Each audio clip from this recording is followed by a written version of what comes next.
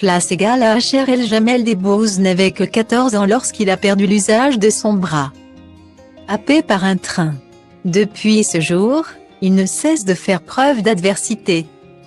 Dans une interview à cœur ouvert accordée à Patrick Sébastien, à retrouver dans la 2e édition de son magazine Je vous aime paru le 26 août 2021, l'humoriste se livre sur les conséquences de la perte de son bras droit. Le premier réflexe que j'ai quand le médecin me l'annonce, c'est de lui demander de me prêter un des stylos de couleur qu'il a dans sa poche car tout de suite, je m'entraîne pour commencer à écrire de la main gauche. Comme si cet accident était un non-sujet.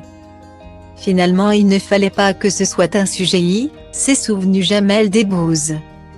À l'époque, le Jamel adolescent se rêvait footballeur professionnel de vocation ratée.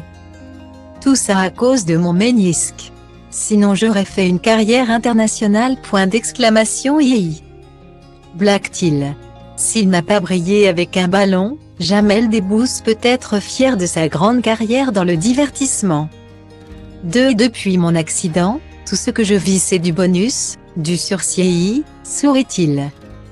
Lors de l'accident survenu sur la voie de chemin de fer qui traverse Trappes, Yvelines, Jamel Debbouze a perdu son ami. C'est effectivement à la gare de Trappes qu'il va. En voulant aller plus vite, traverser les voies pour attraper plus vite le bus qui le mènera au cœur de ville. Il va se faire happer par le train Paris-Nantes qui arrive à toute vitesse. Son copain Jean-Paul en mourra et lui sera gravement blessé. Racontait Raphaël Baquet en évoquant l'ouvrage La communauté écrit avec Ariane Chemin. Par le passé, Jamel Debbouze s'était déjà confié au sujet de sa rééducation et de l'acceptation de sa condition. Sans réfléchir, j'ai pris ma douleur à crédit. J'ai fait ma rééducation durant presque 2 ans dans un centre du 14e arrondissement.